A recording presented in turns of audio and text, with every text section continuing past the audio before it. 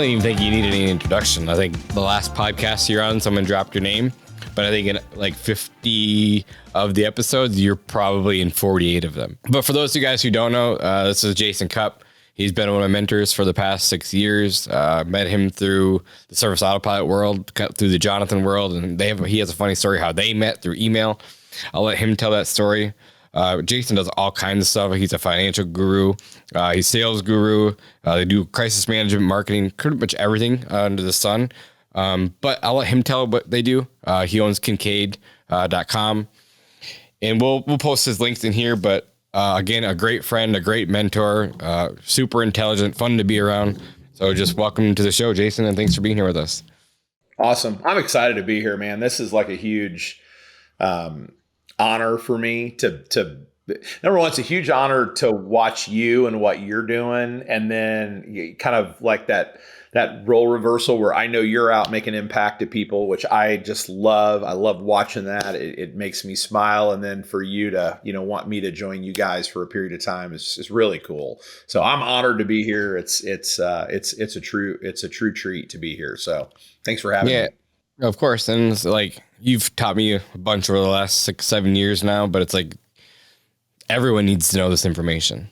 Like everyone needs to know all this. Like when I first met you, like I didn't have a clue what cogs were. I didn't know anything about business from what I thought I knew. And then just really diving deep into financials over and over and over again, make sure that we're on the same page. Yeah, we came down to Kansas City for, 2-3 days? We just did a roundtable event. Really worked on our numbers, how we can improve, what we could do go in the future. And then when we left that, we had all of our numbers and ducks in a row, like what the next year could look like. And that was like one of, if not the most impactful thing that I've ever done in my business ever. Just really dialing our numbers, knowing our numbers day to day, knowing what cogs and profits should be. But again, it was just all from you. So I feel like everyone that's listening to the show, whether they're a multi-million-dollar company or just starting out, I think it's been said over and over and over again, just if they could go back and learn one thing sooner, be knowing their financials. And so that's kind of where we'll start. But again, why don't you just tell us your story of how you got into the industry, how you started your company, how you got out of the company. Like you've been through a lot yourself. You told your story, like it gets emotional and like it touches my heart every time. And just being through all that, the struggle, right? To come out on the other end and be so successful on the other side and seeing what you do now, it makes me proud too. Like seeing the cottage, seeing like the lake house and like where you've come from. It's amazing to watch for me too. So why don't you just tell us that story? Yeah, man. So the first, I'll preface it with saying that I believe that every business owner has to go through some level of adversity to hit their true north. I really, really, truly, honestly believe that. I know that might not be true for everybody's story, but when I really dig deep into hearing people's journey and what got them to where they are, there's almost always some personal, financial, health, organization, business adversity that lives somewhere in that story and in that journey. And I'm no different than that. I'll try to go quick, but it's a long story. So, so I, like most people, 12 years old, started mowing lawns, right? And my goal at that point was I wanted a four-wheeler. I wanted an ATV. That's what I wanted. And I got one. I started mowing lawns, bought that four-wheeler, had a lot of fun memories as a kid on a four-wheeler. But then I realized that I could actually build a little bit of a business. And at the age of 15, I took on a business partner, weirdly enough. It was a guy I went to high school with. We started mowing lawns together. And he was a very accomplished athlete. And so he started playing a lot of summer ball. And he was not around. I was doing all the work and he was getting half the money. And that was probably life lesson number one, at 15, 16 years old. And weirdly enough, I bought him out. I still laugh about that. I'm in high school and I buy my high school business partner. We didn't even have a business. I mean, we were just mowing lawns. Well, lo and behold, that little lawn mowing business really is what it was, transitioned into, $1 million business by the time I was in my early 20s.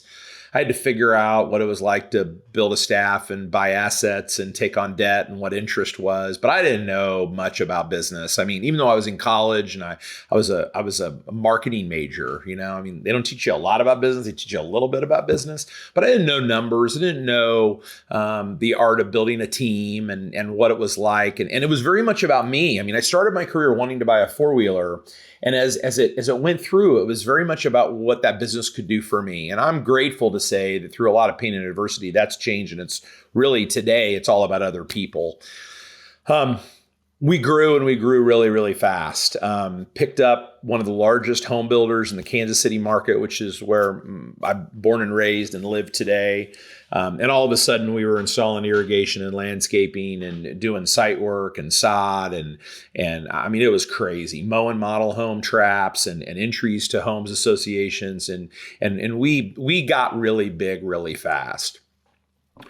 And probably too big, too fast.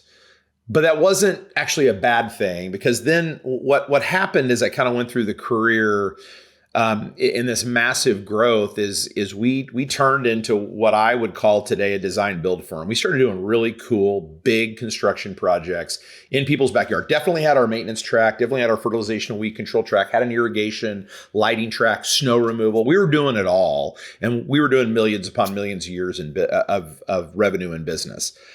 Not for sure how successful I was at that time, because I didn't know numbers then like I teach now, right?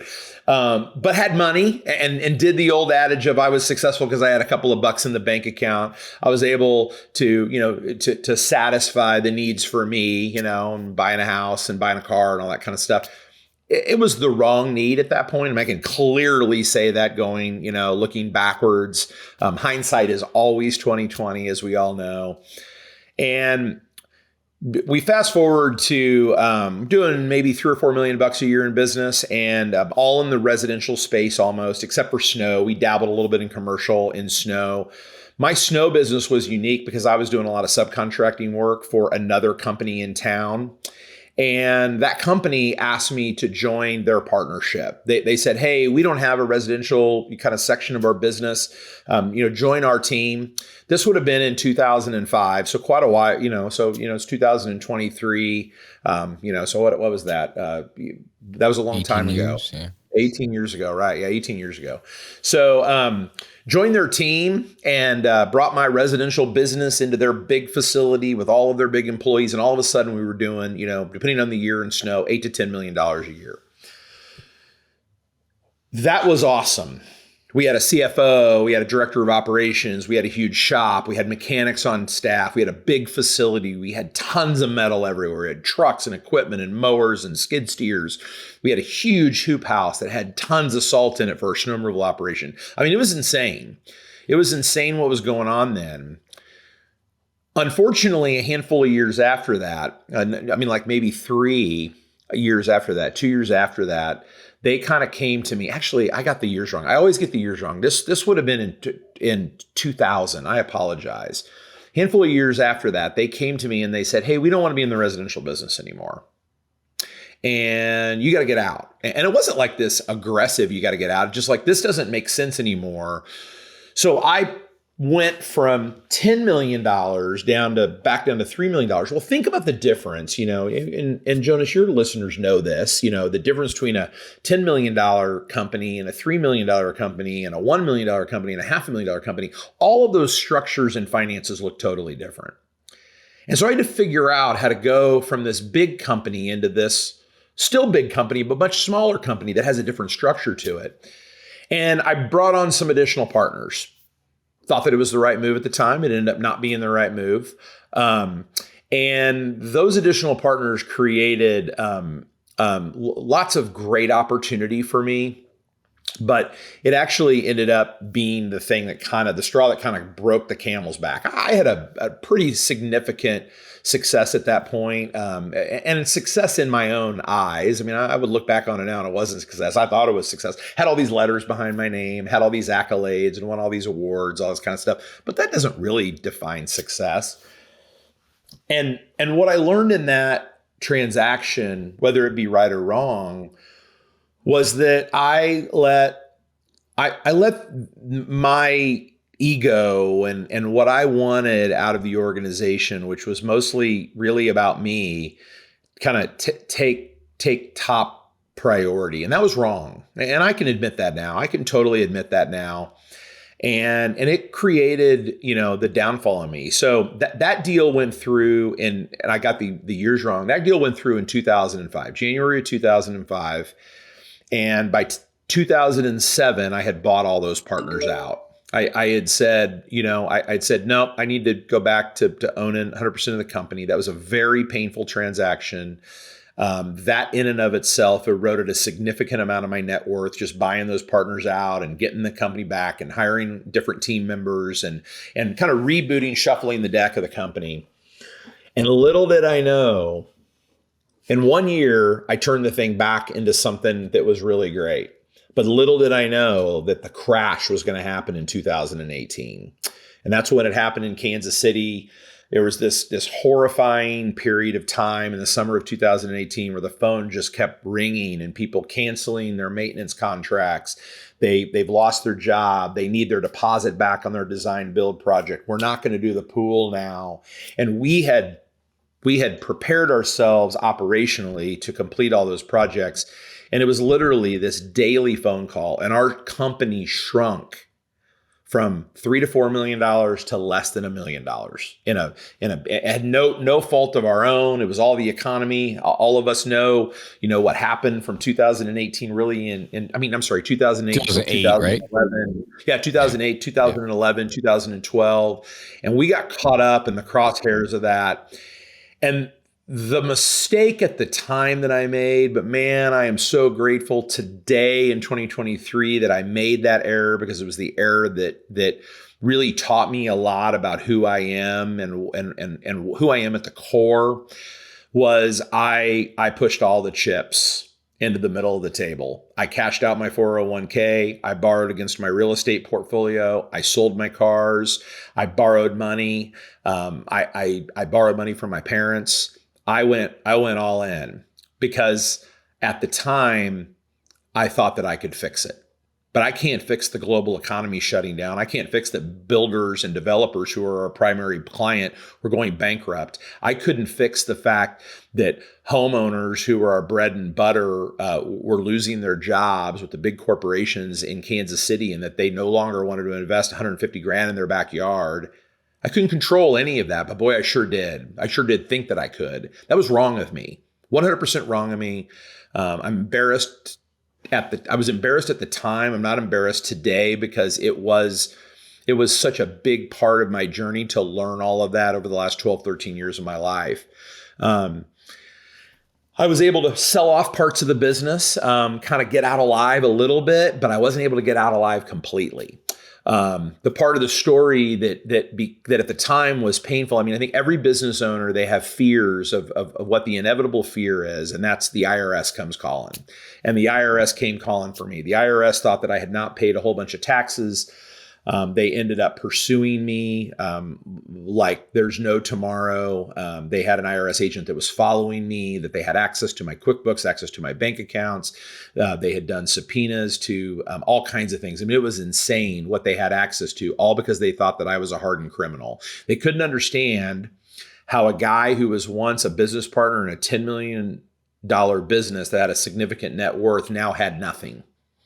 They thought that I had stolen money from my own company. That's not true.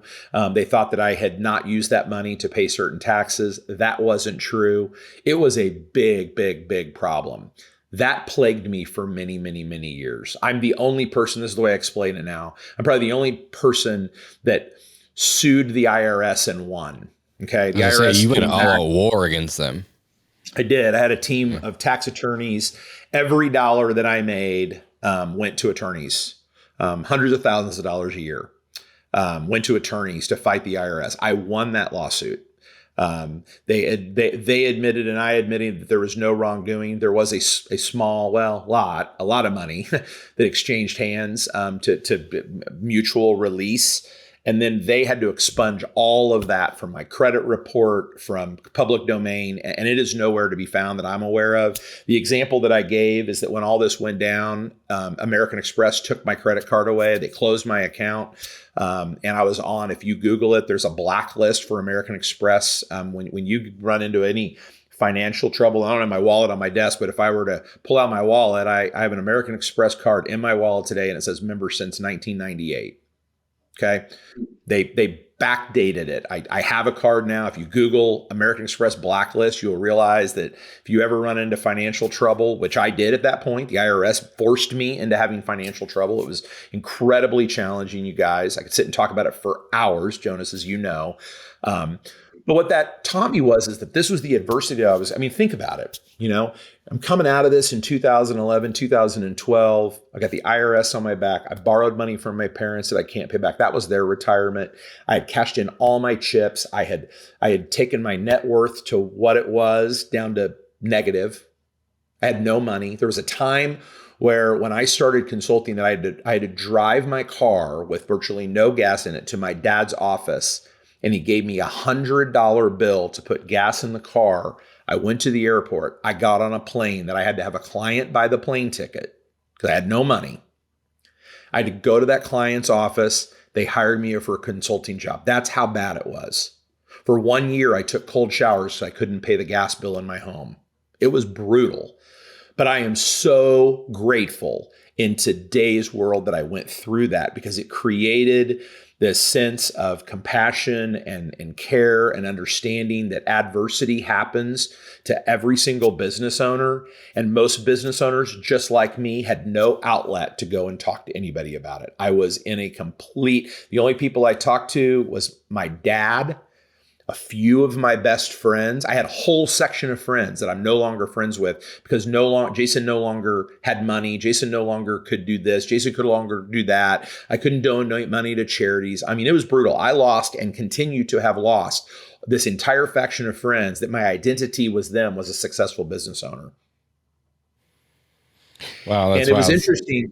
It is. It's brutal. But I'm telling you, I look back on it now, and I don't want anybody to have any, pity or shame or anything about it, because I don't. I look back on it now. I got the chills listening to the story. Yeah, it was awesome. I wouldn't be here today having conversations with you or the multitude of people that we have conversations with every single week if this adversity didn't happen. I would have never met Jonathan. I would have never met you. I would have never been on stage at Service Autopilot, SA2. It was interesting. We talked about Jonathan Potoshnik, who's one of my best friends. He actually texted me while we were recording. He's overseas, as you might know. He's on vacation. He texted me. I don't know what the text message said. I just said it popped up. And we literally have a conversation almost every single day. And when I told him this story, when I met him, he said, I want you to tell this story to every single Service Autopilot member that will listen to it. And as you know, through our Service Autopilot Academy, being on stage many years, I did tell that story because I believe that one of the things that business owners don't have is an outlet to go and share just the challenges that they have and have an outlet to try to solve a problem. Mine was a really big problem. Okay. It was a really big problem. I didn't sleep. I had health issues. I gained weight. I was really, probably borderline depressed and discouraged. I was embarrassed that I had to borrow this money from my parents. But it was interesting. My attorney, I had a whole slew of attorneys, but one of my attorneys in probably 2010, 2011, she said to me, she said, Jason, I have a lot of clients that go through a lot of things just like what you're going through. 10% of them go on to be much more successful than they ever were before all these things. And I believe you're going to be in that 10%. I still am in contact at some level with that attorney. She actually helps some clients of mine when they run into a little bit of trouble, a great confidant and friend. That's about all I can say at this point. However, she did say, in later years, she said, you are in that 10%. I don't know if I am or not. I feel like that I am. I feel like that the adversity allowed me to get above the clouds and recognize that rather than the first big section of my life and career was about me, now it is 100% about other people. I don't think about myself. I don't think about what I do or how I do it. I just do it because I realize that the best communicator is a good listener, and I want to listen to people as they're going through whatever that adversity is. That could be a life adversity, that could be a health adversity, financial adversity, a team adversity, a business model adversity, you name it. People go through it. And I just want to listen, and then I want to try to give all the advice that I possibly can to try to help that person through that challenge.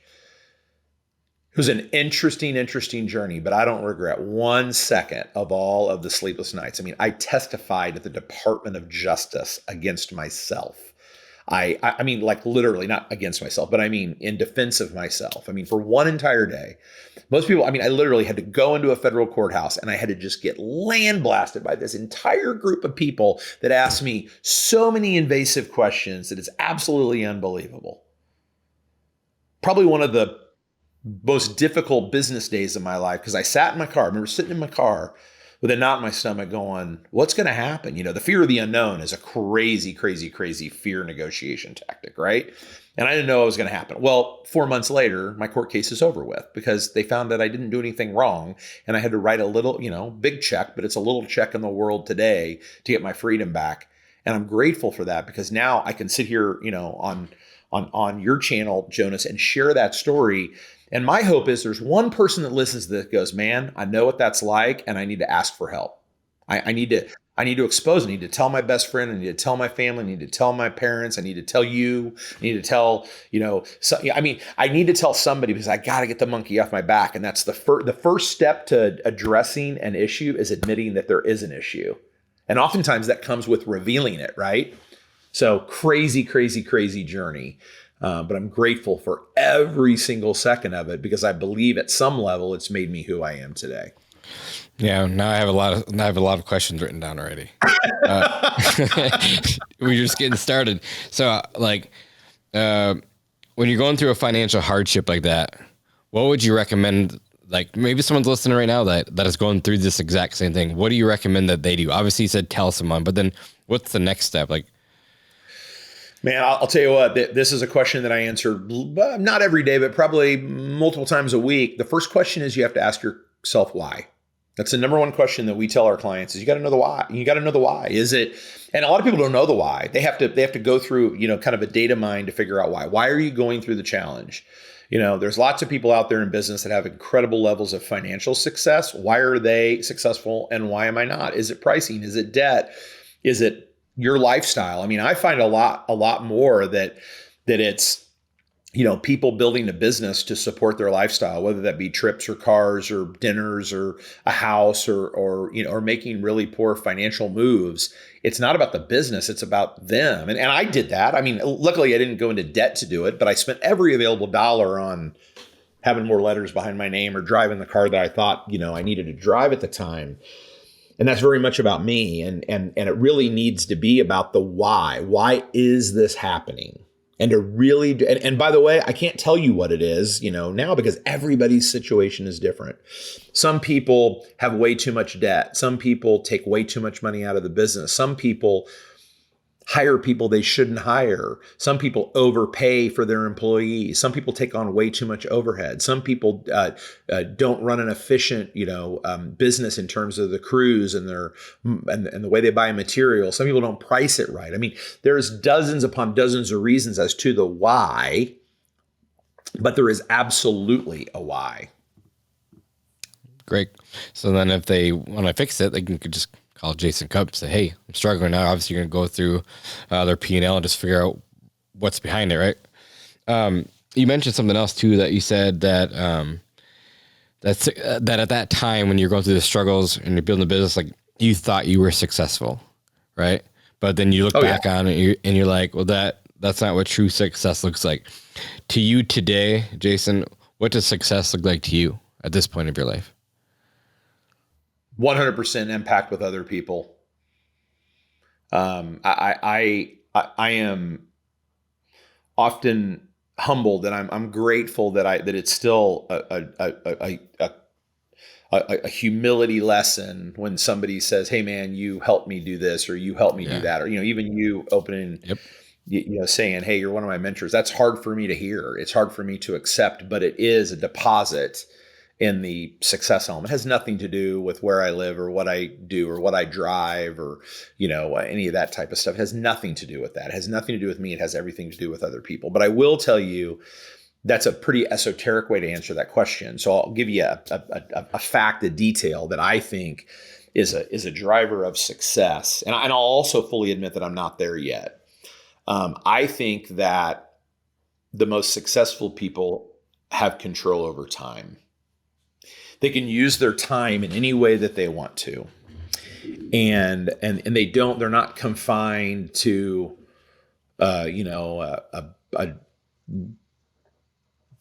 time schedule or having an 8 to 5 schedule or this meeting and that meeting. They have control over their time. And I'm not there yet. I'm as you very well know, a very leveraged schedule. But that's partially because I love helping people. And so I always, typically say yes and have boundaries around that for sure and have to. But the reality is that I think that it has nothing to do with money. It really doesn't. I could care less about that. I have had incredible levels of success, in my opinion, absent of finances. And so a lot of it truly has to do with impact on other people, having control over time, and being able to invest in yourself, rather than investing in other things, whether those be vices or the way that you use your time, quite frankly. Yeah, I found it interesting that you said you don't think that they're there yet, because there's just different levels of life, right? Like different levels of our career that we're always just trying to strive for the next level. And even like a Jonathan, or go to a Warren Buffett, like 90-some years old, still working, still trying to grow, still trying to get to the next level. So then I asked like Jonathan that question one time. I was like, when is enough? Or when do you know you're successful? He's like, I don't know. Like, 'cause I haven't been there yet. So I think it's just that driver in us too that always wants to push to the next level. I totally agree with you. 110%. Next question is, so how do you come out of that, of that situation? Not like, how do you know where to start over? Like, how do you know what you're going to go do next? Like, how do you know what your next act was going to be? How did you start consulting? How did you end up on the stage at Planet? And then all of a sudden you're in an email thread with Jonathan, right? And that's how you guys kind of met, through email. Like, how does that happen? So that's an interesting story. So if you follow the timeline, I was in this massive adversity from 2008 to 2012. My court case was officially over with in 2014.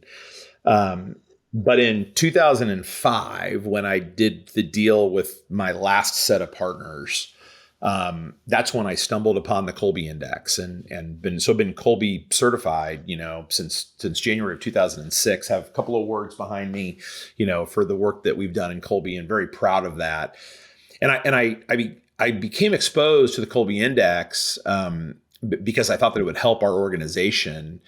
And it helped our organization at some level, and I wanted to learn more about it. So I jumped on a plane and I went to Phoenix, and I got Kolbe certified. And so that was in January of 2006. Okay. And after that, I started a consulting company.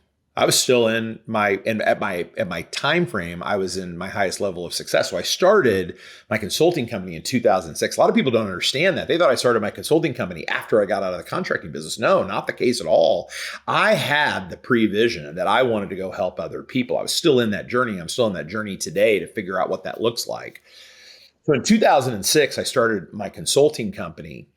And little did I know, you just brought it up, that in 2000, I think it was 2008, before the economy went crazy bad, I got a phone call from Planet. I had always been involved in leadership. I helped develop the current certified landscape professional designation, had done a lot in certification and still certified to this day, renew my certification annually.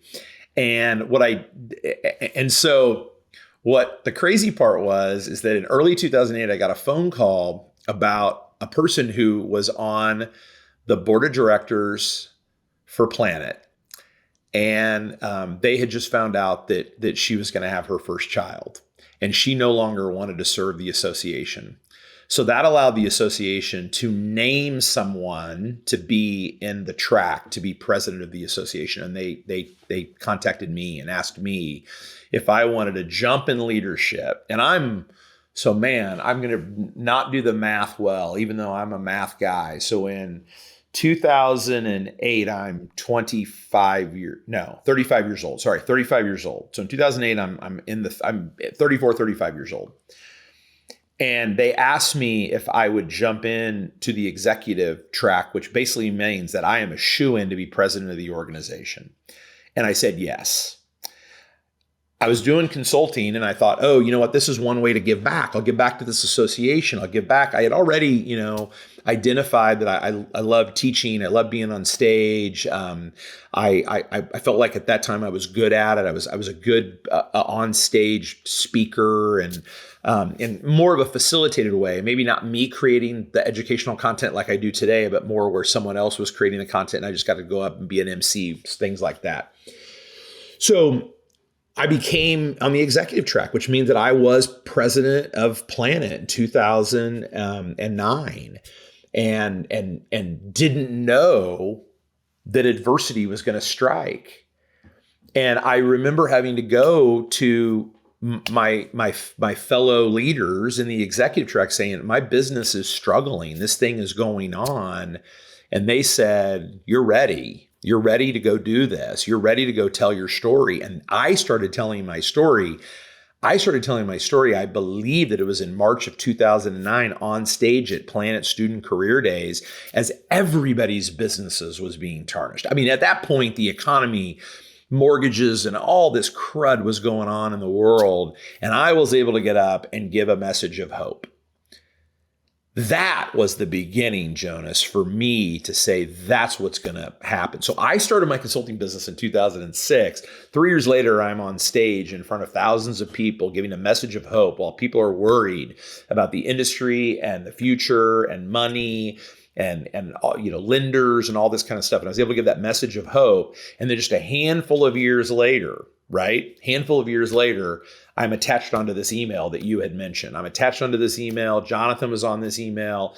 He was reading through the email string. He saw my signature line that said that I was Kolbe Certified, and he sent me an email that said, hey, my name is Jonathan Potoshnik. I own a lawn care company down in Dallas, Texas. I see you're Kolbe Certified. Would you be willing to get on a call and talk to me about my Kolbe result? Well, sure I will, because it's one of the sections of my business. I had no clue who Jonathan was. He had no clue who I was, even though we were running very parallel tracks in terms of people that we knew and all of that. And it's a story that's been told so many times by him and by me up on stage and on academy calls and privately, that little did I know that whatever it was 9 or 10 years ago, that he had said to me in that email, he goes, hey, do you ever get to Dallas? I had a client at the time in Fort Worth, Texas. And he said, hey, next time you're in Fort Worth, add an extra half day. Let's go to lunch. I did that. And it's the famous lunch that turned into dinner. I ended up changing my flight and flying home the next day. We started talking and we realized that we loved all of the same things in life. Our personal lives were very similar.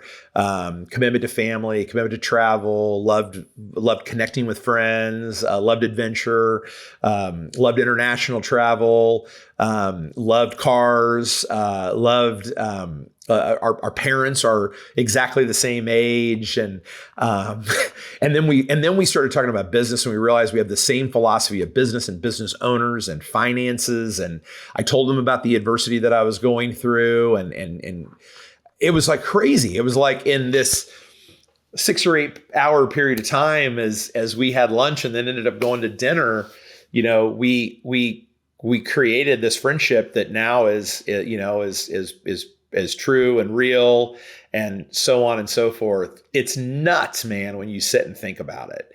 And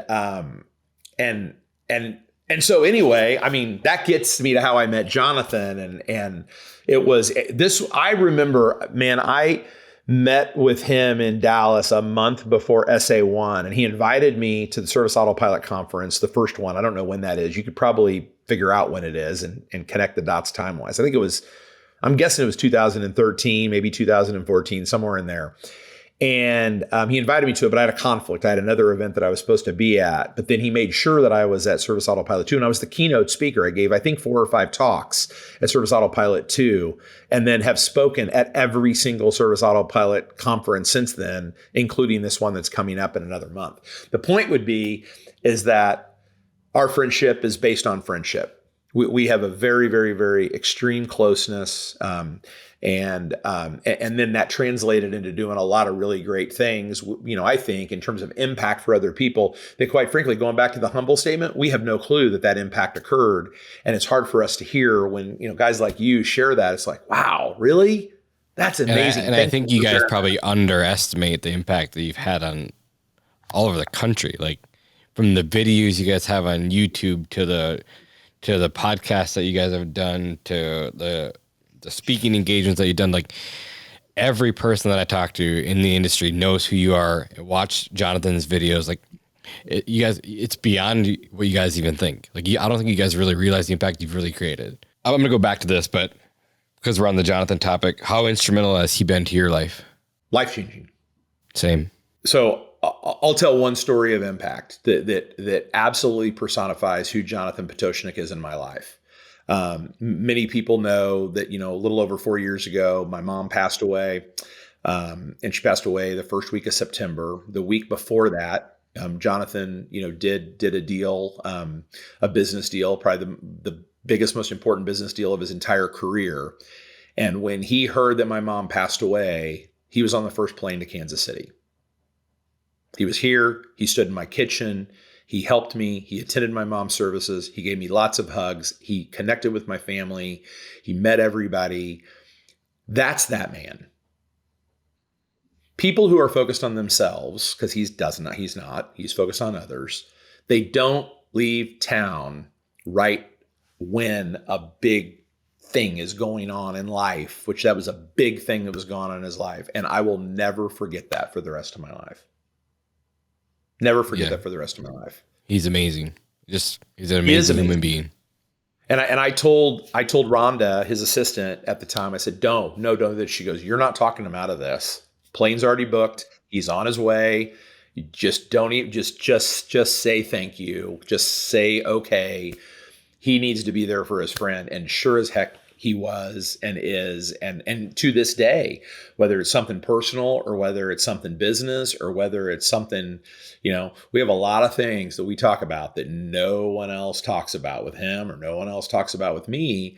And I know that he's a trusted confidant. He knows that about me as well. I'm very, very, very, very grateful for him and the encouragement that he has given me, but also, and you know this about him, his gentle call out of things that I need to do differently.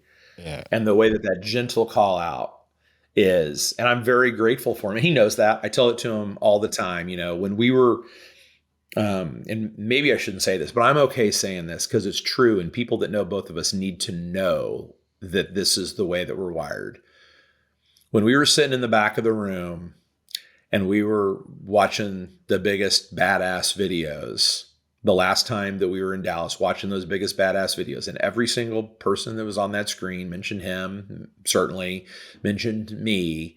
I leaned over to him. We're sitting right next to one another, and I go, well done, brother. And he leans over and he goes, well done, brother. Like, the point is that his impact on the masses is monumental, but he never makes it about himself. He immediately turned it right back onto me, right? And said, no, you did good. Like, he's just such an amazing guy. And anyway, I don't want to put him on a pedestal any more than he is, but I mean, he's a great friend. And I have months and months and months of great memories that they're going to continue, like I said, I talk to him almost every single day. So, well, the last time you watch videos, thanks for voting for me. Just kidding. I never reveal who I vote for in those. So yeah, for sure. I was just giving you a hard time. But we talked about Kolbe a little bit. I had it written down, kind of slid over, but for the listeners that maybe don't know what Kolbe is, can you just walk us through what a Kolbe is? Yeah, absolutely. So Kolbe Index measures a person's natural instincts. Those natural instincts don't change over time, so they're reliable and predictable to build leadership teams, to solve problems, to understand the way that a team member is going to instinctively work and operate, complete tasks, deal with adversity, communicate. And it's a tool that I've used with, gosh, I don't know, 6, 7, 8,000, 10,000 people. I don't know. I lose track. I'd have to look in and see how many people, we've issued Kolbe indexes to over the years. But it's a really, really, really amazing tool. It's not a personality test, not a Myers-Briggs or predictive index or anything like that. It measures a person's natural instincts. Those instincts are born into us, like I said. And so it allows us to really understand the way the person is going to go and do a work product or work through an issue that they have in business or even in their personal life. And it creates a lot of reliability about what that's going to be. And so it's a tool that we use. We use it on the HR side of our business too. We use a tool called Right Fit, and it helps us to predict more of how to make a better hire instinctively. Hiring is hard enough as it is, right? And so when we know that the way that a person is instinctually wired, and then we also know what instincts are necessary for a job, there's a tool that we have that smashes all that together. It's called Kolbe Right Fit, that predicts whether or not that team member or future team member will be able to instinctively operate within the zone of how that job needs to kind of play out. So it's a great tool that really helps businesses build teams and invest in teams. It also helps, any way you cut it, when you have people that work together, they don't always get along. I don't know if you knew that or not. They don't always get along. And the Kolbe index and an A to A index that we have, where it talks about how two people work alongside one another, it really gives almost some guideposts in the way that people are going to instinctively work together and helps solve that conflict and those concerns and those issues that exist just in building teams. And also, who do we hire next? And what does that index need to look like? So it's a really, really, really fun tool that we use a lot. We use it almost every single day in our business to help business owners run a better business, be a better leader, communicate differently to their team, build the right team, make the right hire, solve that concern or that problem that might exist amongst the team members and the people that, they're out there on the front lines every single day working in the business to make it successful. I like that. So can we use me as an example? We've done this before, you and I. So yeah, nothing new. Course. I'll give you my number. I'll give you my numbers. You can kind of explain what they are, what my watch outs are, what I focus on as a visionary. So I'm a 3278. 3278. So in the world of Kolbe, we focus on that number, the two numbers that are over 7. So that's your 7-8, your last two numbers. The 8 is what's called implementer. And the 7 is what's called quick start. Let me unpack that. So someone who's initiating implementer, dominant implementer, that's their main instinct, like you are, Jonas. They like to do, and they like to do themselves with their hands. They like to assure in their own mind and their own efforts that quality is there. They like tools. They like to build things physically with their hands. Kathy Kolbe uses she in recent years, she's talked about haptics. Haptics are the use of your fingers and your digits to accomplish things. So oftentimes people hobby-wise, they might be musicians or they might be woodworkers. They might like to paint. They might like to do crafts or gardening, things that are very individualistic in nature. Doesn't mean they can't work on a team. It just means that's their happy place, They might wake up on a Saturday morning and run to Home Depot and do a project that day, fix a leaky faucet, paint a bedroom that needs to be painted. That's where they get their energy from. And so it's very hands-on. It's really being in the mode of helping deliver the quality. That is your 8 in implementer. Your 7 in quick start means that you're going to think outside the box. You're going to love change. You're going to do things at the last minute. You're going to have multiple solutions to one problem. You're going to make decisions with your gut, and that gut instinct is going to often be right and correct. You don't have to prepare for much. My guess is you made a couple of notes to prepare for this, but you don't have like a big long string of things that you want to talk about. You might have a couple of bullets where people, sometimes, some people, right, you have 5 things. I would have none because I'm a 9 in quick start. And those 5 include Jason Cupp, Kansas City, Kincaid HR. Right. So the point is that you don't have to do a lot of prep. You can do things at the last minute. And that's going to be your best work. Your best work is at the last minute. If you go to prepare for something, it's not going to be nearly as successful as you hope that it's going to be. It's going to be successful, but it's going to come at a little bit of an energy price to you. I mean, when I joined you, today, I mean, I literally came from the coffee maker, sat down, hit the button to join. I did no prep whatsoever. I just come off of another call, hung up my phone, came in. And most people, when they're going to record something like this or, get on and talk for a while, they've got a script, they have to write it out. They have to think about it. I have nothing in front of me other than, you on the screen and my microphone, right? Well, that's okay. Is my way better or is your way better? No, it's the way that we do things. And so it's a really cool thing. So that's what your results, with those two, that's 7 and 8 in your quick start and your implementer, that's what that means. You're a 2 in fact finder, correct? Yep. And you're a 3 in follow through. Follow through. Yep.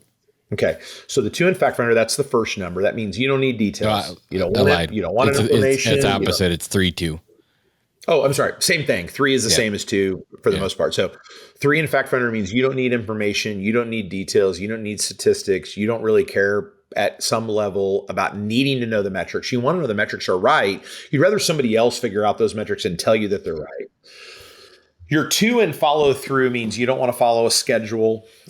You're okay shuffling the deck in terms of changes. I mean, we tried to record this and I had a conflict and had to cancel at the last minute. You're like, no problem. Let's just reschedule it. No big deal. Some people who've been preparing for it and need to follow a schedule, that's like not good for them. They don't like the fact that they have to shuffle the deck and reschedule something.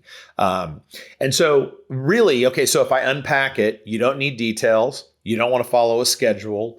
You love change and love thinking outside the box, and you want to make sure that it's done right with a level of degree of accuracy. And sometimes doing it right means that you've got to either do it yourself or get your eyes on it to make sure that it's been done yourself. Once you have a check mark in all those boxes, you're golden.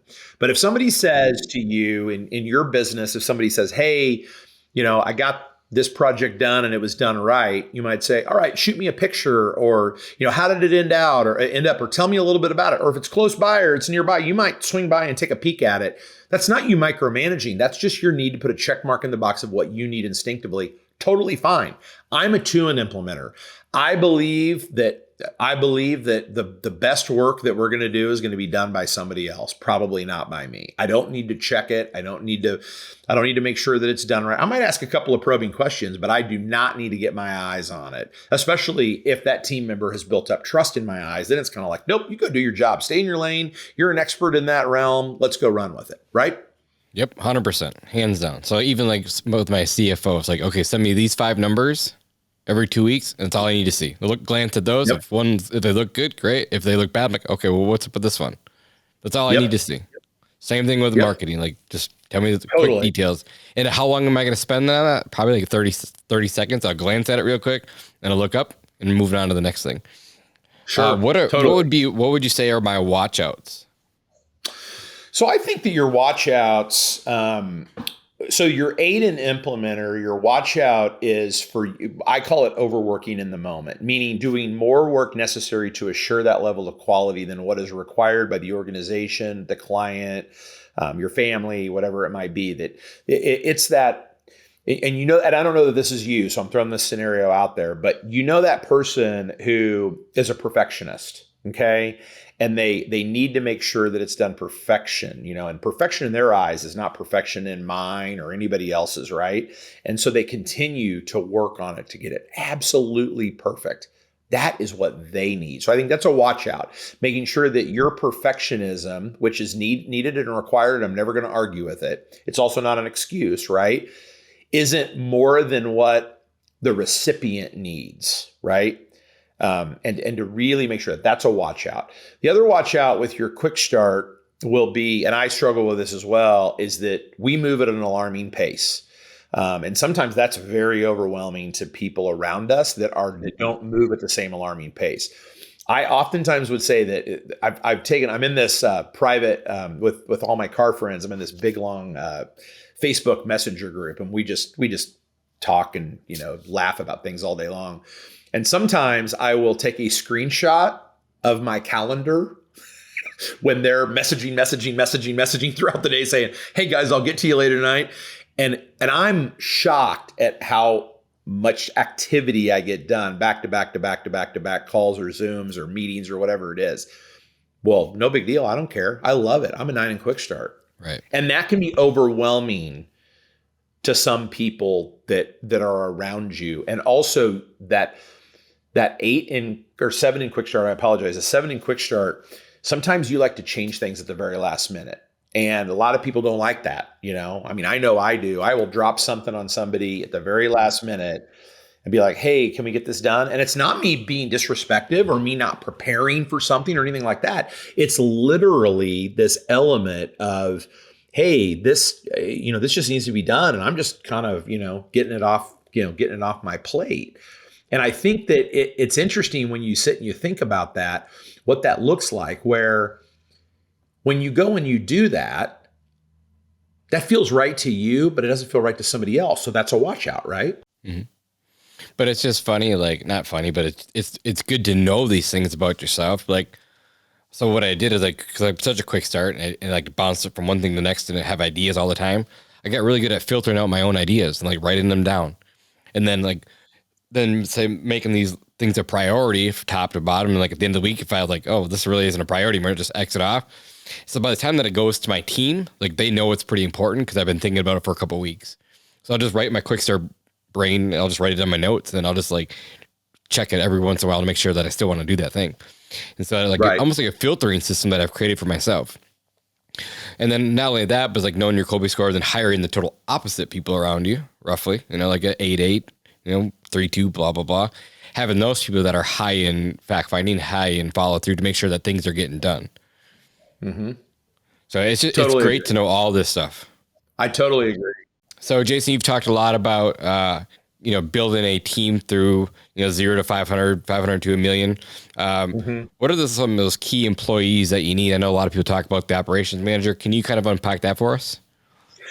Yeah. So I think it's interesting, whether you're, I kind of call it home services, so whether you're doing lawn care or fertilization, pest control, irrigation, holiday lighting, whatever it is, I believe that in most marketplaces, there's these particular bands of business. 0 to $500,000 in sales, 500 to $1 million, and $1 million over. Let me unpack it. 0 to 500 is where the majority of the people in the home services industry lie. I mean, the greater majority of the companies, that's where their revenue is. They never get over $500,000. That's no problem. Oftentimes, that's owner operator. The owner is actually out doing some of the work. They might have a handful of helpers that help them, a couple of employees. They usually are singular in their services. And it's really hard to have the financial wherewithal to go and build a team at 0 to 500,000. 500,000 to $1 million, I call it awkward teenager stage. It is very challenging. I hated that. Capital intensive. You're borrowing money. You're figuring out pricing. You're hiring kind of pseudo managers because that's all you can afford. And I tell people that do whatever you can to pop themselves from 500 to $1 million as quickly as you can.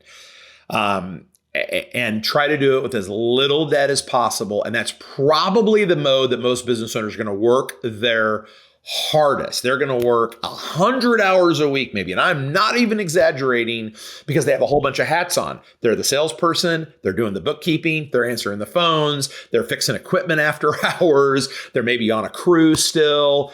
It is a challenge, but anybody that's listening to it, I mean, I have walked, I don't know, hundreds upon hundreds of clients and friends and people that, that I've known over the years through that awkward teenager stage of 500 to $1 million. But what you have to try to do in there in terms of building the team is you've got to identify your silos. You've heard me talk a lot about silos over the years, Jonas.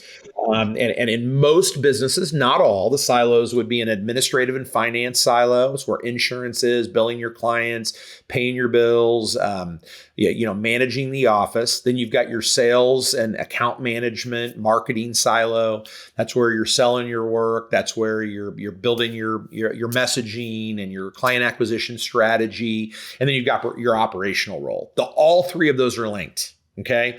But they're very distinct people that can run each one of those. And I believe that between 500 and $1 million, that owner needs to think, number one, which silo do they want to lead?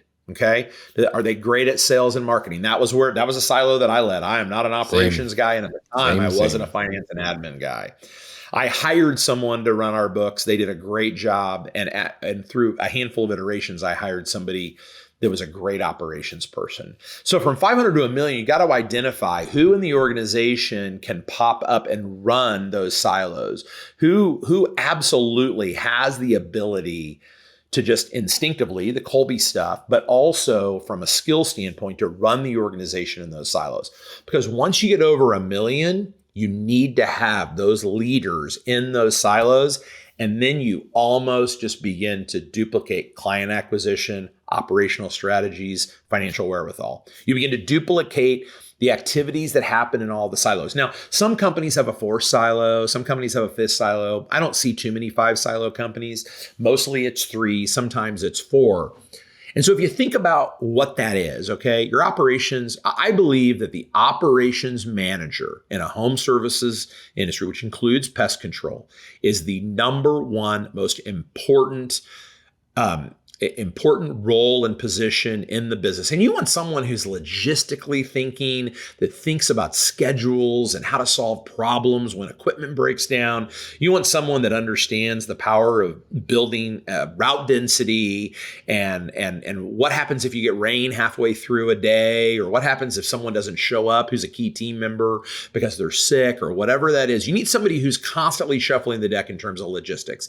They are an internally focused person that thinks about everything that needs to occur in an organization, how much materials we need to buy, when they need to be there, what the terms are, how much materials we're using, what crew is going to do that, what equipment is needed, what the repair schedule is on that equipment, how we build route density in this neighborhood or this community so that we can keep our drive time in between properties at an absolute minimum. That's the way that they need to be wired. And we can use Kolbe to figure out in that organization, what that is and who that person needs to be. We can use that right fit system to go and figure that out, right? Then we go and we look, okay, who do we need in that admin and finance silo? We need somebody who probably has a background in customer service, maybe bookkeeping, administration, understanding the way that insurance policies work. They understand telephones and technology and whatever software is being used, like Service Autopilot in the organization.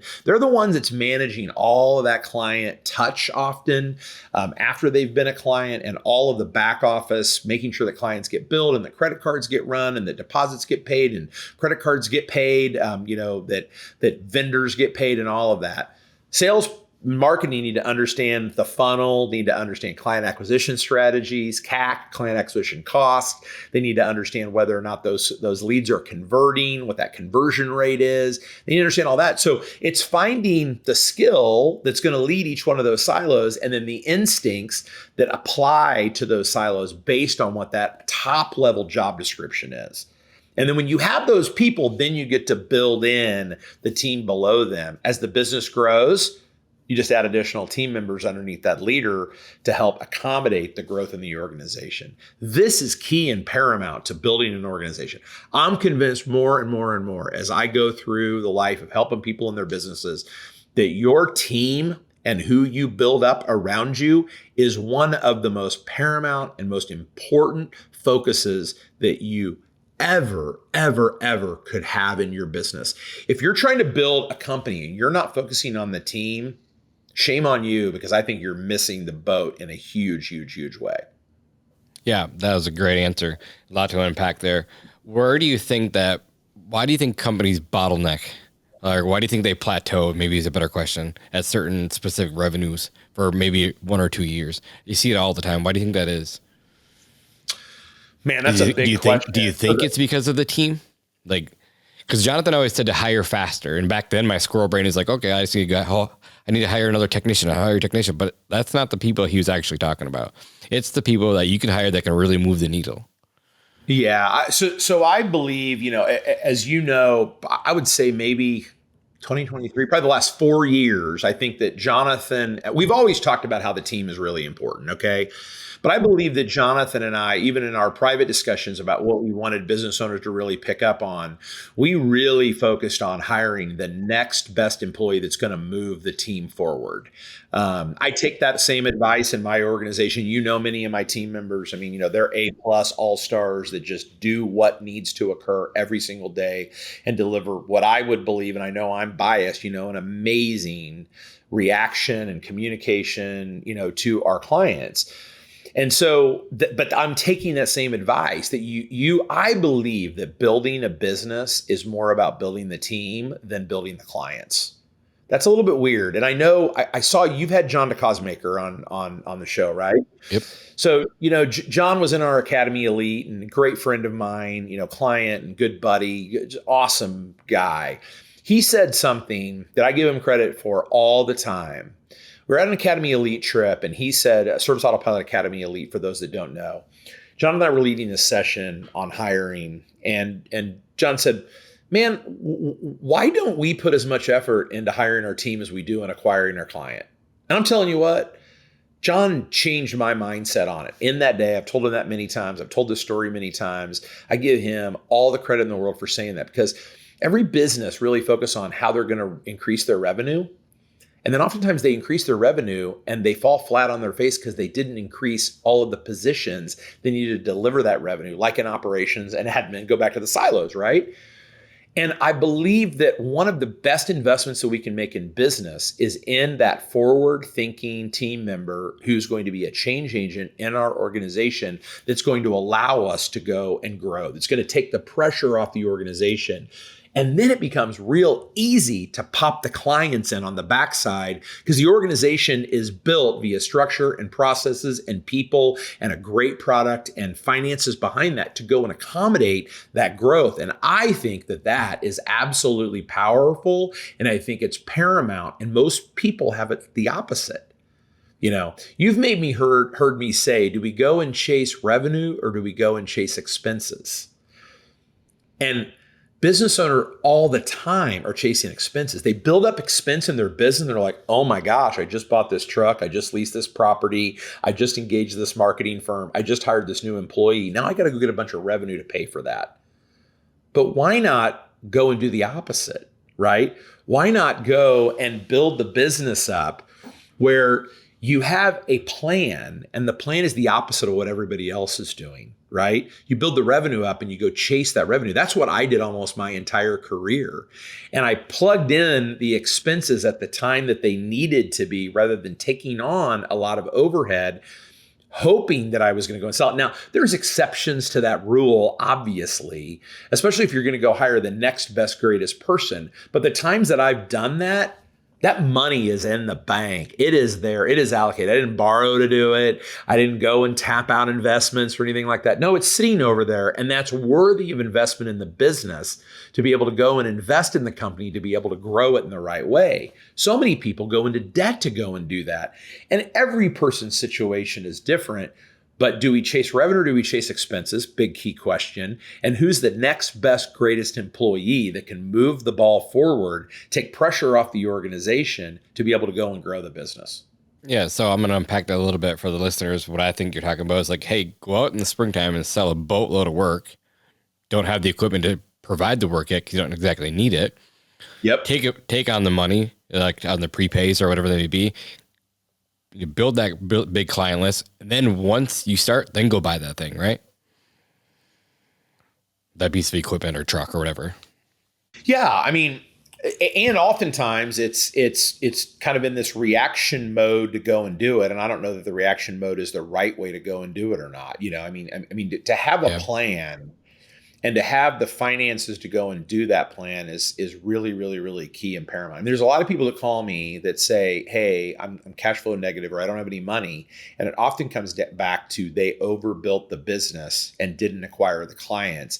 Then they got into a level of desperation and then they started discounting or they started doing all kinds of different things, which I don't agree with that at all. So there's all kinds of different ways that you choose your own adventure in this thing, but it really comes with a plan. It's the reason why most businesses in their off season, if they have one, need to create a plan. They need to understand what that plan is.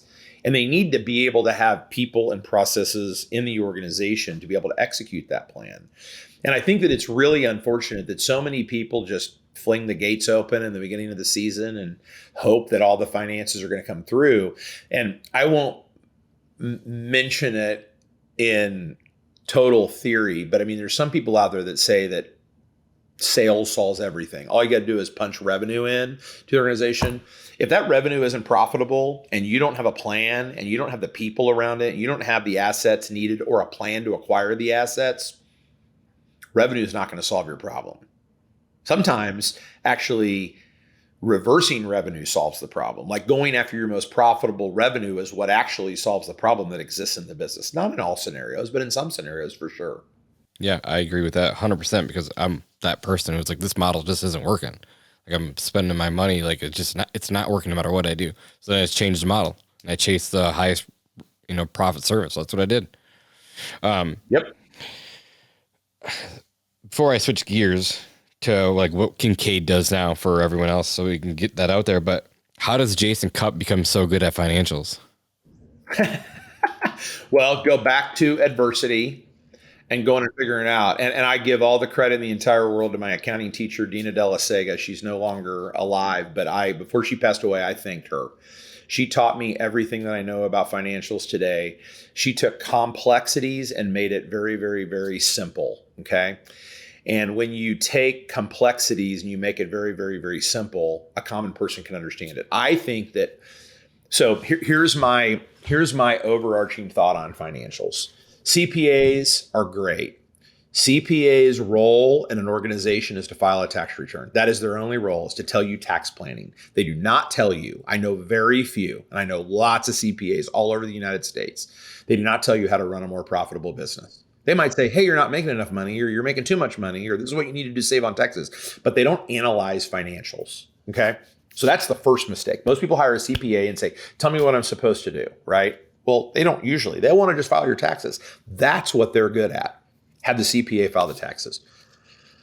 Then you need to understand your finances. You need to understand your business, the way you make money, the way you don't make money, what your overhead is, what your debt service is, what your distributions are, what your cash flow is, what your balance sheet is, what your profit and loss statement is, what your accounts receivable, your accounts payable, credit cards, lines of credit, sales tax, payroll tax. You need to understand all that. And if somebody's listening to this now and going, I don't know what that means, which is like most small business owners, you've got to find a way to go and figure that out. It's key and paramount. I flew blind for a period of time. I said that earlier that, we just had such a successful business that I always, had the money to be able to do what I needed to do. Man, Jonas, I'm telling you, if I would have rewound the tape and I would have applied 10% of what I teach now to my business when we were doing $10 million a year in business, I probably wouldn't be here for a different reason, because I would have done so well in my business. In most businesses, I feel like that they leave somewhere between 5 to maybe upwards of 20% on the table in inefficiencies or money that doesn't need to be spent, and so on and so forth. And so it's interesting when you kind of begin to take something that's really complex. I know numbers are complex and financial statements are complex, and you get that down into something simple. So how did I do it? I figured out that I didn't understand it at a key and paramount time in my own career that I needed to understand it. So I needed to go and figure this out. And I literally printed out my own financial statements and I figured it out. And I created, I guess you'd call my system, and it's similar to others. I'm not saying that it's anything unique, but it's my way of looking at things to benchmark success in a business to create ultimately more cash flow, which then reduces debt or puts more money into business owners' pockets or creates more overall cash to be able to grow the business. The majority of our clients now, as interest rates have gone up, to go buy a truck now, you might be able to find something in the 6s. It might be a lot higher than that. Most of my clients now have the ability to either pay cash for their equipment to avert that, or our firm has figured out a way to margin those interest rates down. Most auto loans that are 6, 7, 8%, we can margin them down. I'm not going to explain it. It's too complex, but we can margin them down into the maybe upper 2s, 3s, or 4s, depending on the strength of the balance sheet of the organization. Well, so if you don't have cash, you can't do that. And so building up cash in an organization is absolutely key and paramount to be able to run a long-term successful company. What do you like the cash in the bank to be as far as like revenue per month or? Yeah, great. So I say that it's either 2 months of your overhead, so if your overhead's 50 grand a month, you need 100, you basically need to like that 2 months emergency stash. Or if you don't want to figure out what that is, somewhere between 10 and 20% of annual revenue. So if you do $1 million, I want you to have a couple of $100,000 in the bank. And that is as best as you can, restricted money, meaning you don't touch it unless you have to. That's the comfort level that I think you really need to do. If you don't have that, you could be 1 or 2 or 3 unknown expenses away from being cash flow negative and being worrying about making payroll. That could be an engine that blows on a truck and you got to pay 20 grand for a new diesel engine. That could be an injury that occurs, that you pay out of pocket. That could be an issue with a client where you have to hire an attorney. And all of those things, unfortunately, do happen in business. And all of a sudden, it's an unplanned expense that can be a massive problem and a massive issue. Yep. Great answer. Let's kind of switch gears to Kincaid. What you're doing now? What are you up to these days? Like, what all does Kincaid do? Like, I know you have a lot going on. I know you're like a fractional CFO at maybe at other businesses still too. So you have a lot of pieces out there. So can you just unpack it all for us and just kind of tell us what Kincaid does and how you can help the listeners? Yeah. So, we're divided up into a handful of silos ourselves, if you will. One silo is the Kolbe silo. We've already talked about. That's where our team building is. That's where we have some hiring platforms that we operate in, individual coaching, setting leaders up to the highest level of success, working with teams and doing what we call a team success seminar where, we do a complete, virtual or in-person team building session. Super fun. And really gets the team to be locked in with Kolbe. So that's the Kolbe piece. Then we've got our HR side, our HR company that provides day-to-day HR services to small business owners. One of the things that we found out about 5 years ago, maybe even 6 years ago, is that most small business owners don't understand what HR is, let alone understand the federal and state and local compliance that they need to follow.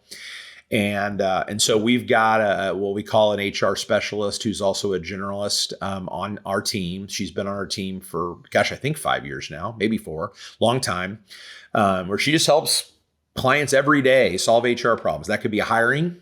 That could be a difficult conversation with a team member who's not performing. That could be write-ups. That could be a handbook, which every company, if you have 2 or more employees, needs a handbook.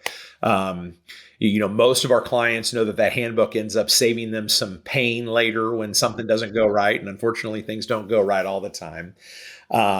So she is actively involved in solving that HR problem, answering maybe a wage question or a wage dispute, looking at state and local laws, federal laws to making sure that the company is compliant, doing annual audits to make sure that compliance is continuing. And so we've got the HR side. Then we've got our financials side. So we have a product that we review companies' financials monthly after the bookkeeper CPA has got them reconciled or an internal person got them reconciled. We review the financials, we apply our metrics, we get on a call, we walk people through the success parts or the whys of their financials. If they're doing really well, we identify the why and we tell them to do more of that. It's specific to company. It's not boilerplate. It is literally we get to know the company. We understand their profit and loss statement. We understand their debt service. We understand their distributions. We understand their balance sheet. And we do a review of that every single month. The idea behind that is that if something isn't going right in a business, we don't want to find out at the end of the year. We want to find out weeks after that's not going right. Is it 5 payrolls? Is it that engine that blew up in a truck? Is it the fact that, you had a really inefficient crew? And when we see those metrics not be right compared to your past performance and also compared to your peers' performance, because we're looking at so many sets of financials, we know what those ratios need to be. If something is systemic and a problem, then I get involved in it. That could be an IRS problem. That could be a problem with a lender. That could be a massive overhead problem or a debt problem. I'm going to jump in on it with my team and say, hey, here's what we need to do. Here's the steps that we have to operate through. So that's really, really, really fun in terms of reviewing the financials. But then another thing that we figured out, else. And then we're at the next silo is that a lot of small business owners don't understand bookkeeping, the day-to-day part. Their books are wrong. They don't understand what a reconciliation is. They don't understand bank feeds in QuickBooks Online or their accounting software. They don't understand how to categorize right. They don't understand how to enter payrolls right. And so now we have a part of our team who's helping people fix their QuickBooks, get their books right, and then helping them maintain those books so that then we can analyze them. So it's really kind of cool. We've really focused a lot on this financial piece. You mentioned the fractional CFO. Unfortunately, we're not doing a lot of that anymore. I do have several of those contracts. There are legacy contracts that have been there for a long time. I'm still doing it. I still understand top level budgeting and all of that. And I will absolutely always get on a call with somebody who's running into questions or problems that they have, and definitely work with our clientele in that regard. But I'm not the named CFO. I'm only the named CFO of a few companies anymore. It used to be a lot more than that. It's a lot of work and a lot of day-to-day work that I just didn't have the time for. And then two other buckets, and they're kind of all mixed together because most people, quite frankly, come to us and we do a lot of these things for them. The other bucket would be just our general consulting. I've got this problem with the client. I need to renew my insurance. I got this phone call from this person. I got this letter in the mail. I'm trying to work on my marketing plan. I've got this problem with a business partner. I work with my family and I'm not getting along well with my brother, sister, wife, son, child, grandparent, father, whatever it is in the business. We have that entire, transaction as well. And then we've got kind of the everything else bucket. That's the crisis budget bucket. The IRS comes calling, the banker calls, you get a letter in the mail, you get sued. And those are all things that go directly to me. In almost all scenarios, those are things that I address. I jump on the phone. I solve that because of what I've mentioned before of my own adversity. Unfortunately, I have relationships with way too many attorneys that understand way too many things legally and can really help people out of that thing that keeps them, awake and up at night that they really, really, really struggle with. And then we've got our events. We do events, live fly-in events, virtual events, roundtables, but you've got to be a client at some level or have a relationship with us to be invited to those, because we're very fortunate to have more people that want to come to those events than we have spots. And so it's really, really, really fun. So that is what we do. And it's a lot, but we love it. And we're totally committed to it. And I keep building out the team to be able to deliver that. And it's really, really, really fun to equip the team to be able to deliver all of those services to all the people that trust us. And that's the way we look at it, is people trust us with their businesses. And that's really, really, really cool.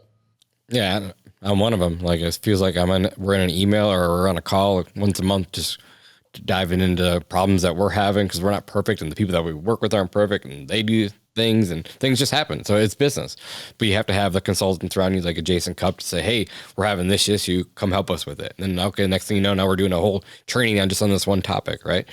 So it's awesome to have people like you in our corner to get us through this thing. But I'm sure you've had in your other people who maybe it just came to you too late. Like there's nothing you could do. Yeah. There are a handful of those scenarios that get to us, and it's pretty significant. It's hard to dig out of that. But we oftentimes can do it. The problem is, and this is what I literally was telling somebody last week on the phone, is that most of the time, these systemic problems in businesses have taken years to develop, and there's no quick fix to it. And so if it takes years to develop the problem, it's going to take at least months to solve it. And most business owners, we're not the quick weight loss pill, which doesn't exist, right? You can't take a pill and, lose a bunch of weight. You got to put in effort, put in energy. It takes time. You got to choose to have great diet and exercise and make good decisions. And that's the same thing as a business, really. But it's going to take time. You built up those bad habits over time, and you've got to almost retrain the mindset to get rid of those bad habits and to focus on what needs to occur. And that's hard, and that's a challenge. And sometimes it's hard to overcome, and you just can't overcome it. Yeah, for sure. What do you, as far as the industry, service industry, where do you see the state of the industry now, and where do you see it in the next, 3 to 5 years? So I think actually the answer to that is the same. I think that we're in this transition. We work with a lot of people. So we do mergers and acquisitions too. We work with people on. That's my next thing. And one of the traits that we're seeing, and I mean, I've done more buys and sells of business in the last couple of years than I did in the 10 years before that. There's a lot of clients that are changing hands. And sometimes, and this is where I think the industry is going, sometimes it's a business owner saying, hey, I've got this multi-service business. I've got an irrigation department. I've got a fertilization and weed control business. I've got a holiday lighting business. I've got a mowing business. I've got a landscaping business. I've got a landscape enhancement business. And I love that diversity that creates, but I really just want to focus on landscape installation or irrigation and holiday lighting. And so they want to sell off parts of their clients and businesses. They don't want to be in mowing anymore. They don't want to be in fert and pest anymore, although that's not the case. Most people are getting into fert and pest, as you very well know. And so there's a selling of clients or a selling of books of business that's occurring. And I think that the trend that I'm seeing, and I do think that this is going to continue to play out, is that as the business owners who want to accelerate their business know-how, they realize that they have certain products and services that are easier for them to sell. They can sell at a premium price. They've got the equipment and the people to deliver that, and they make a good gross profit on it. And they want to focus on that. Oftentimes, when we get into the details and the weeds of looking at people's finances, and this doesn't happen overnight, it takes a long time to get this data, and we look at divisional profitability amongst all the divisions that are in the business, there's usually one or two divisions that are making a lot of money and then one or two or three that are not making a lot of money. You blend it all together and you feel like you're making a lot of money, but why would you want to go and continue to do services that you're not making the right gross margin on, you know? And so I think that is a trend that we're going to. I think also there's a trend for business owners. They're beginning to recognize the impact of ridiculously tight route density. And I was literally on a call last night with a long-term client of mine, and we were talking about, how do we even shrink the area, the service area? It's the Jimmy John's mentality. You've probably heard me talk about that. Most people know what Jimmy John's is, a sandwich shop that they do a lot of their business via delivery.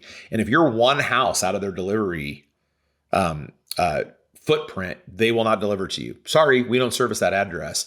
I believe that home service industries are starting to focus on that as well. And that also helps control cost in marketing and client acquisition. But more importantly, man, route density and the downtime that your crews have or crew has or technician has driving from property to property is absolutely paramount. It's one of the places that literally clients are printing extra money by just redoing their scheduling, right? And so I'm seeing not only shrinking of the model and focusing on maybe one or two core elements that they make a lot of gross profit on, but then also shrinking of the geographic area where most people are like, no, I want to grow my geographic area. I want to open up into this new city or this new town or this new neighborhood, where more people are saying, nope, I want to shrink it down. And they're selling off those clients to someone else. And so I think that's something top line. I'm not suggesting everybody should go and do that that's listening to this. It requires a lot of opening the hood and looking underneath the hood and understanding what you can do and what that is called a pro forma. What does the business look like in the future, pro forma, if you were to shrink? And when you go and you do that, man, really cool things can happen to your business from a financial standpoint. And your marketing and client acquisition and scheduling becomes very acute to a certain geographic area rather than, hey, I'm going to service all of Kansas City. Kansas City, citywide has 2 million people in it. And it takes a long time to drive from the farthest end of one city to the other end of the city, But why would I want to do that if I'm doing point to point, where I show up at a client's house, do a service, jump in the truck, go 20 minutes down the road? I say now, Jonas, that the most efficient new client is right next door. The next most efficient client is one street over. The next most efficient client is one town over. And the least efficient client is one city over. And so when you can go and you can get all the neighbors or an entire neighborhood or the majority of a neighborhood, your truck is moving minutes in between properties rather than 20 minutes or 30 minutes. And that's dead time. You're paying that team member to move that truck. You're creating no revenue from it whatsoever. And you are leaving money on the table.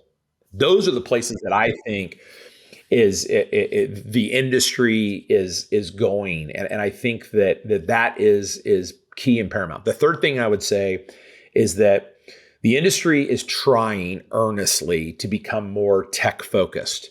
It's kind of hard at times with an industry that requires a human interaction. We don't sell tech. It's not like we can go create an algorithm in software and all of a sudden our work is done. Someone physically, in most scenarios, has to go out and physically do the work. But the industry is ready for that tech advancement. And it's not 100% there yet. Yeah, there's some bright spots, but I'm not even convinced that the electric mowers are going to play out or the robotic mowers are going to play out. I don't know, because it's not proven. It's not a proven concept. And it doesn't mean that I'm not embracing it, because I'm all for finding the next best, greatest, awesomest thing, technology, to be able to move a business forward. But I know there's a lot of people on the vendor side that's trying to figure out what that next tech is that's gonna hit and make a change agent in the business. We don't know what it is yet. I don't have go do this, because it's not proven yet. And to me, there would be too much capital risk to go and do that and to have it be successful. Yeah, I agree with all that. One of the watch outs that I want to bring up real quick is that typically when someone signs up a neighbor or the next neighbor, right, they always want to discount their service because they're next door. It just seems like it's just what I hear a lot of people say. I'm like, absolutely do not do that. Like, well, he's right next door. It's just one stop. I'm like, I get that. Let's just say you fast forward 2 years and they're not your client. You give them all discounts, but your original customer is gone. You have the discounted customer there. Now there's left with a few discounted customers because you're cheap. Like, it absolutely will blow up your building of your route. So just a watch out there. Make sure that you're charging everyone the exact same as far as square footage or lot square footage. So that's throw that out there. And the other thing is, okay, there's another layer to that. I agree with you completely. I don't like discounts. I don't like that word. Me either. It just is ridiculous. It is what it is. But I will also tell you that you already have a built-in case study referral, because that client, the new potential client, is looking at their neighbor's lawn. They're already seeing the work that's being done. In my old house, I was the first neighbor on the block that hired a lawn care company. I was also one of the first neighbors to put an irrigation system in. Combination of irrigation and lawn care company made my lawn look awesome. Well, guess what? When I sold that house, almost everybody on my block had a lawn care company. They were my client and who did my work. And also they had irrigation systems, and the lawns. If I would have taken a picture 7 years ago when I bought the house compared to today, all the lawns look totally different. Why? Because I'm a lawn care guy, I'm a horticulture guy. I came in and I did a change agent in that, and everybody followed my lead, right? Well, there was a lot of money to be made by the service providers that went and put those irrigation systems in and also did the lawn care so that everybody could have a nicer looking lawn. There were no discounts that were given, none. Yeah, and it's always the best companies that are in the market that are charging the most too. Yep. And it's just funny how the people try to scale their business off being the cheapest. It's just not how it works. I want to be at the top, if not the top of the market, all the time. Totally agree. Because you probably talked about it a little bit last week, but so that's why I wrote it down during our podcast, was on acquisitions. You see a lot of that going on right now. But what I've been finding is that the most businesses for sale right now that I've seen, in my own experience, are between like 1 and 4 million, which seems interesting.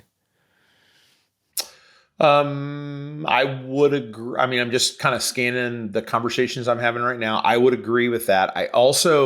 There's also some people who are much smaller than that are saying, I don't want to deal with this anymore. But do you see, like, are those more buying routes?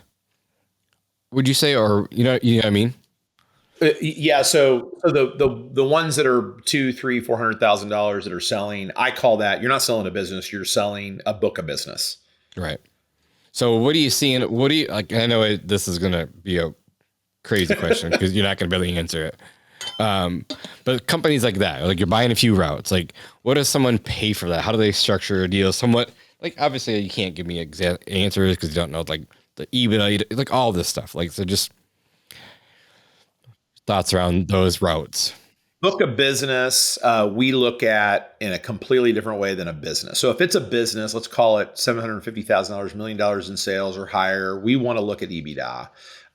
We want to do, a factor, we want to look at the asset value. We want to look at the brand equity. We want to look at a lot of different things. That's a more complex valuation For sure. to determine what that is. It's a longer conversation. The book of business, honestly, is a function of client acquisition. How much are you willing to pay to acquire a lot of clients at a relatively quick pace, knowing you're going to have some drop off? Because anytime you acquire a business, you're going to have some attrition, right? And so it's really a client acquisition strategy. Just give you an example. Okay, so let's say that your client acquisition cost, I'm going to make the math easy, is $100 a client, right? $100 a client, and you can go and you can add 200 clients at $125 a client. I don't know if that makes sense to you or not. I got to look at your other numbers, but to be able to accelerate and add a whole bunch of clients at one time, boom, you're all of a sudden, but then you got to make sure that you can logistically handle it, that you have the equipment, you have the people, you have the infrastructure in your admin silo, you have operational, you have facility that will support it. You have the ability and capacity to go and accomplish that. And what is that? What is that delta in terms of creating those efficiencies? I don't know. Each deal is different, but a book of business is about client acquisition. Buying a business is a much more complex valuation to figure out what it's worth. I can tell you this. In acquisitions, I tell people it's like buying a home or buying a piece of real estate. It's a very, very, very similar transaction. You see the house, you go, boy, that looks really cool. Is it worth X number of dollars? Boy, I think so. And then you put an offer in on it. And then you go and you do the inspections, you do the appraisal, you walk through the house in a deeper level, you bring a contractor in to see how much it's going to cost to paint the walls and redo the floors and all that kind of stuff. And then you really determine, boy, is it really as good of a deal? Oh no, the foundation is bad, or the walls are rotting, or the plumbing is bad in the bathroom, or the kitchen cabinets are, falling apart, or whatever it is, right? And so that's one thing. I always liken it to a real estate transaction. The other thing that I would tell you and your listeners would be that I believe that most people who especially are selling a book of business think that their business is worth a lot more than what it really is. It's insane. I mean, man, I was looking at a deal recently. I was like, I wish I would have looked at this deal before the deal got done, because it's not a great deal. And so you really have to really understand it. And there's a lot of errors that can occur in acquiring or selling, a business. And so people need to be very mindful of that. And I don't know. I mean, I tell the story. I did, 4.5 or 5 mergers and acquisitions over my career, millions and millions of dollars of transactions. And I feel like that 1.5 of them were actually good, or I got a good ROI out of them. The rest of them, it was in that phase of me. I wanted to tell people, I did a merger, I did an acquisition, I bought this, I bought that. It was not a good deal. It was not a good deal at all. I can go back and I can rewind the tape and see that. I don't think that generally across the table, buying businesses, if that's your rule of thumb, is going to really accelerate the business. The best way that you can always accelerate your business is to organically grow your client base, because they're on your pricing. They know your culture. They're a client from yours from day one. When you buy a business, it's harder to retain them. It's harder, the culturalization of the clients and the employees and the business models and the pricing and the profitability and integration and all of those different things is really, really, really a challenge. So in general, I mean, I love buying and selling businesses. I think it's really fun, but I'm probably a little bit more of a, not a naysayer about it, but I'm definitely one that I'm more cautious about that in respect to the buyer, because I've seen so many of them go sideways and so many of them be bad deals and so many of them fall off the side of the mountain, or the company becomes debt laden, or cash becomes a problem because they're growing too fast and they're growing by acquisition. Sometimes it's a great strategy. Oftentimes it might not be. There's a lot of moving parts to it. Yeah. So if Jason Cupp's getting back in the industry next month, Is Jason going to start from ground zero, or is he going to go and buy something that's already established? And the second question to that is, are you going to buy a company that you have to go in and fix and pay a little less for? Or are you going to go pay a premium for a good company that's running well? Man, great question. I'm asked it fairly often. Number one, I'm not going back into the contracting side of the business. I can tell you that right now. A lot would have to be really bizarre for me to do that. I love what I do now and have a great passion for it. But that question is asked to me often. I would build it organically. I would totally build it organically. I do not think that I would buy a business that was struggling, although I know I could Marcus Lemonis it and I could fix it.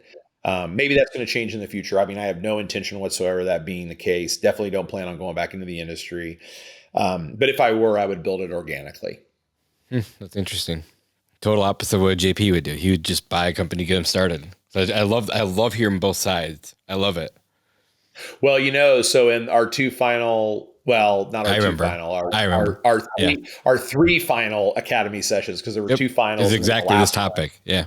It was like, if we were to go do it again, what would we go and build? And I didn't know what he was going to say, and he didn't know what I was going to say. I mean, we did sort of, but I knew it would be the opposite, And for me, but also my model, if you remember what I said, I could figure out how to make a couple of $100,000 a year in passive income and not have anything to do with it. I'm not going to go into that right now.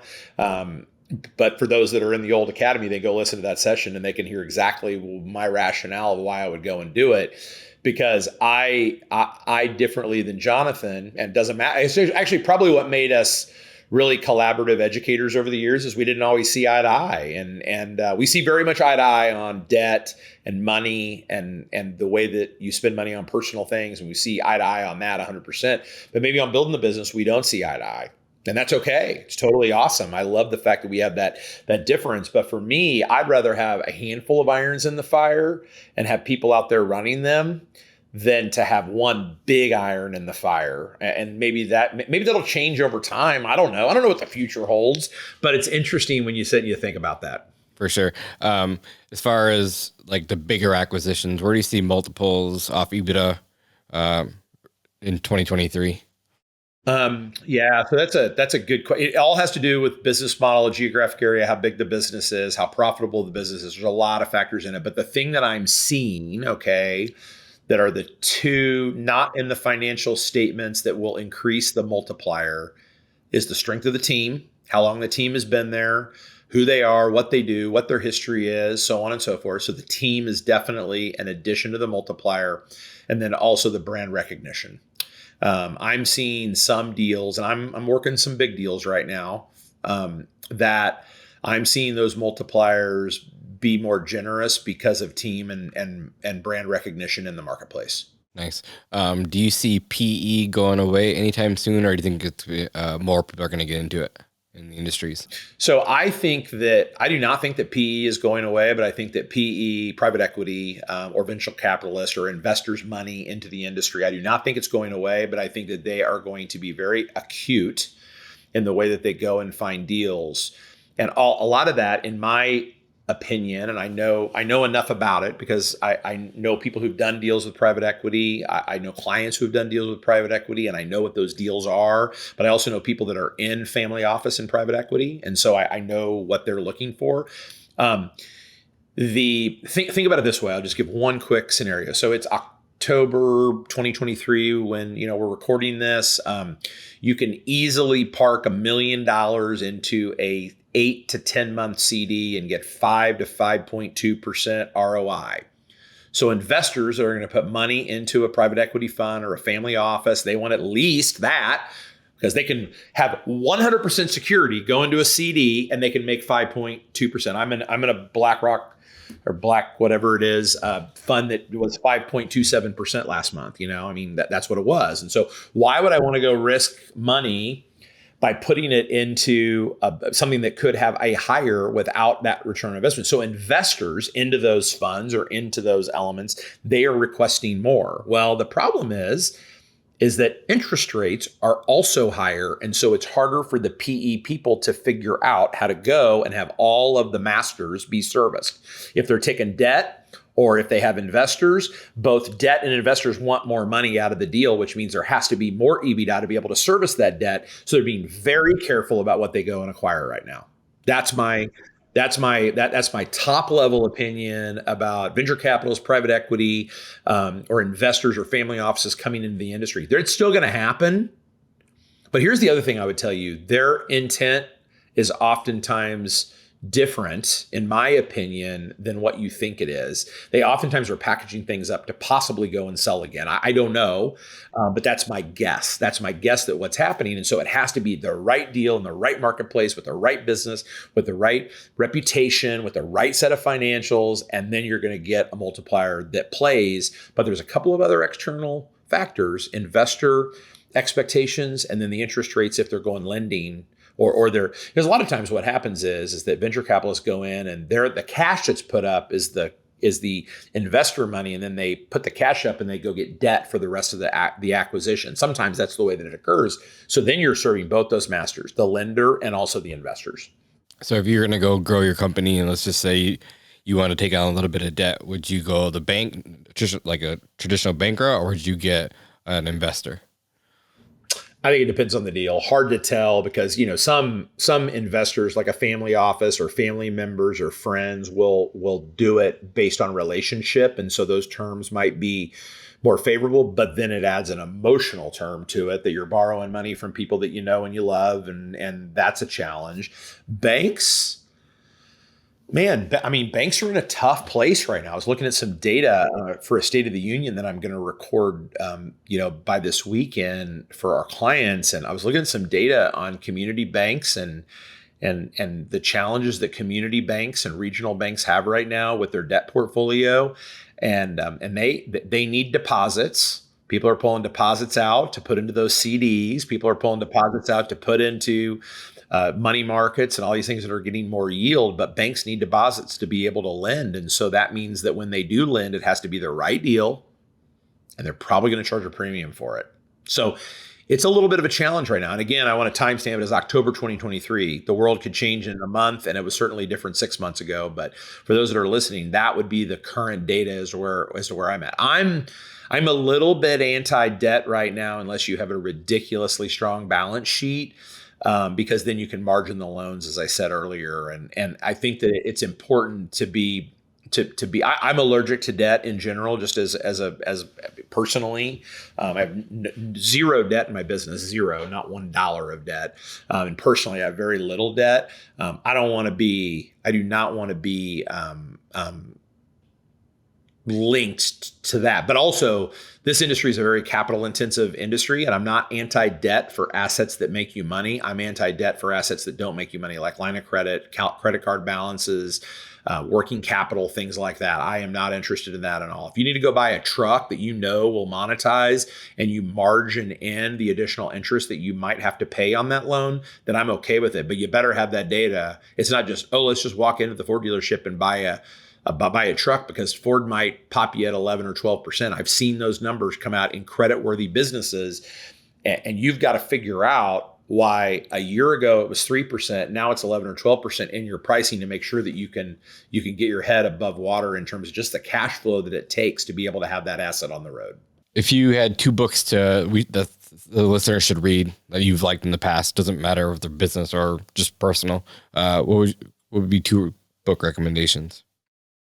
So one book that has transformed me, and a lot of the element of building a team is Good to Great. It's an oldie but a goodie. I think that it's amazing to understand right people, right bus, right direction that the bus is going. That's all. Get your business model right. Get the right people on the bus. Have the right Kolbe results for those people. They can go and do really great things. Good to Great was a big, powerful one for me.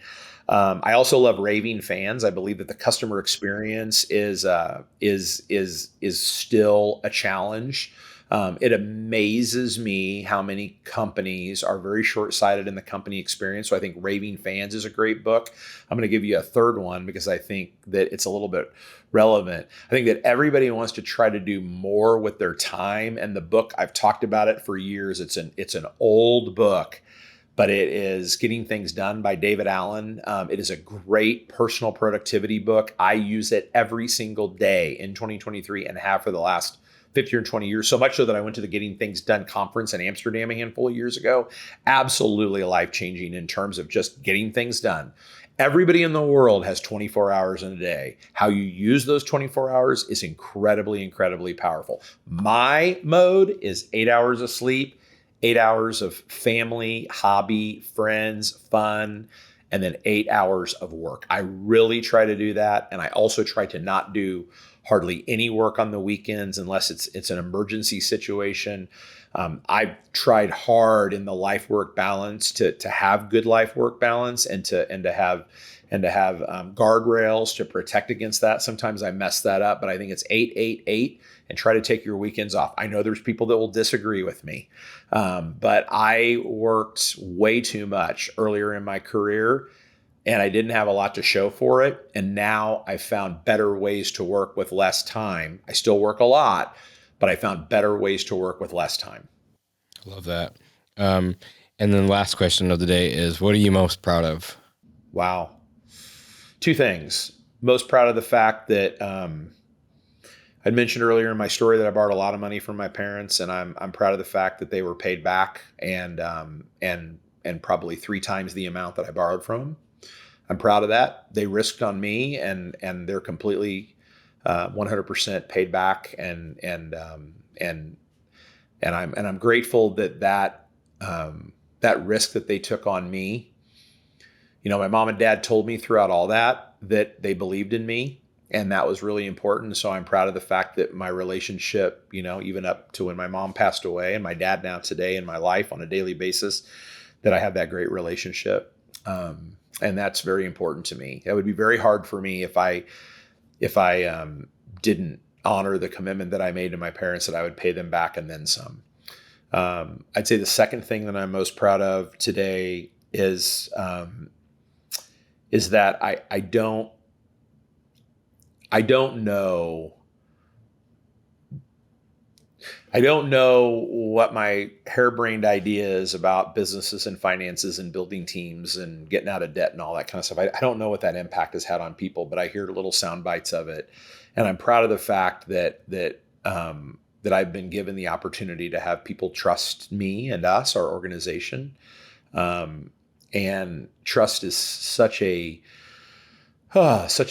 powerful and difficult thing. And the minute that trust is compromised, it's gone for a long time, if not forever. And so at the end of every event or the end of every webinar, I always say to our team, I say, hey, thank you for trusting us. And so I think that I'm proud of the fact that we have a handful of people out there that have trusted us over the years and have trusted me, shared with me things that maybe they've never shared with another human being. And I'm proud of the fact that people trust us, and I'm proud of the fact that trust has allowed, you know, hopefully at the end of the day for something to be a little bit different in family or life or business or finances. And so that trust is important, and I want to do everything I can to not ever compromise that trust. Love that. Again, thank you for being here. I know it took up a little more time than what you said. Got 4 minutes over, but again, thank you for being here. Thanks for your friendship. Thanks for your mentorship over the years. Like, I wouldn't be where I'm at today without you. So I appreciate you more than you probably ever know. Ditto. I appreciate you. And as I said in the beginning, I love what you're doing. I love the impact you're having on people's lives. I'm honored to be here. Don't care that we went 4 minutes over.